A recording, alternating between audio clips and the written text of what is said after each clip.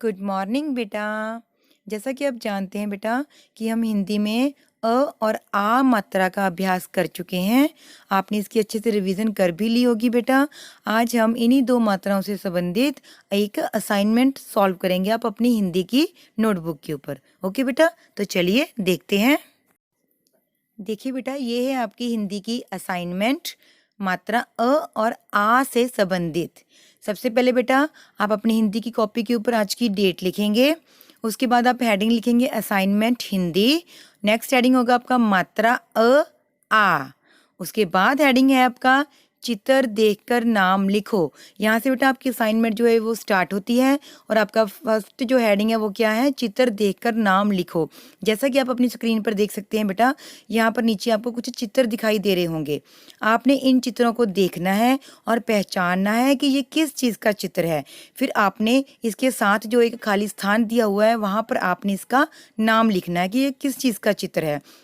आपको बेटा ये चित्र अपनी कॉपी पर ड्रॉ करने की जरूरत नहीं है। आप जस्ट 1 2 3 4 5 6 ये नंबर लिखकर इन चित्रों के नाम लिखेंगे।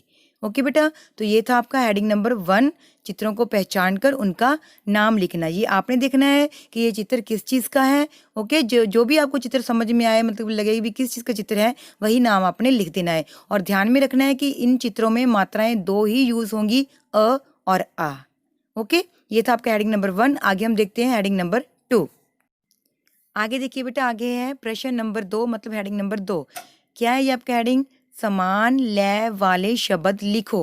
नीचे बेटा शब्द दिए हुए हैं, आपने इनके दो दो समान लय वाले शब्द लिखने हैं। देखिए मैंने आपको एक सॉल्व भी करके दिया है। जैसे कि नंबर 1 पर लिखा हुआ है आग। अब आपने इसका समान लय शब्द बनाने हैं, तो कैसे बनेंगे? भाग जाग।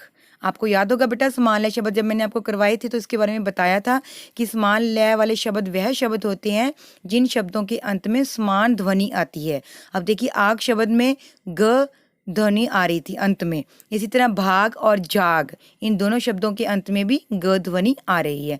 इसी तरह नीचे जो बाकी के जो 4 रह गए बेटा, झरना, मटका, ताला, हमला, इन चारों के आपने शब्दों के दो दो समान लय वाले शब्द लिखने हैं। ये था आपका प्रश्न नंबर 2। आगे देखिए, आपका है प्रश्न नंबर 3। सही वर्ण पर आ मात्रा लगाकर शब्द लिखो।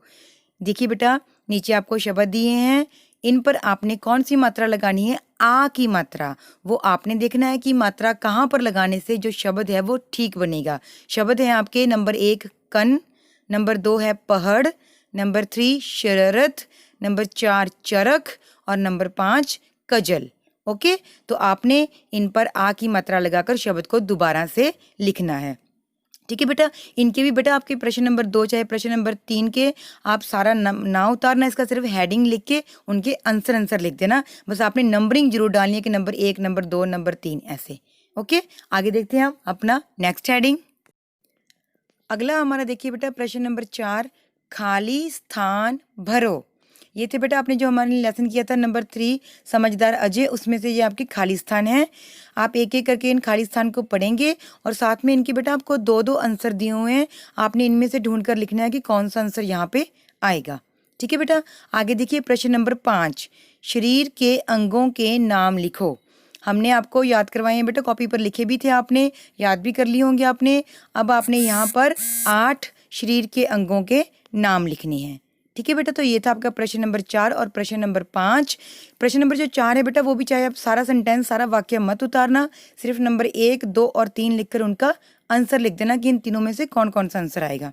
ठीक है बेटा, तो ये थी आपकी हिंदी की असाइनमेंट, जिसको आपने अपनी हिंदी की फेयर नोटबुक के ऊपर सुंदर सुंदर राइटिंग में सॉल्व करना है और बाद में फिर आपने इसकी पिक क्लिक करके मुझे व्हाट्सएप ग्रुप में सेंड करनी है, ताकि मैं इसको चेक कर सकूं कि मुझे आपका रिस्पॉन्स भी मिल जाए कि आपको कितना काम रिवाइज है।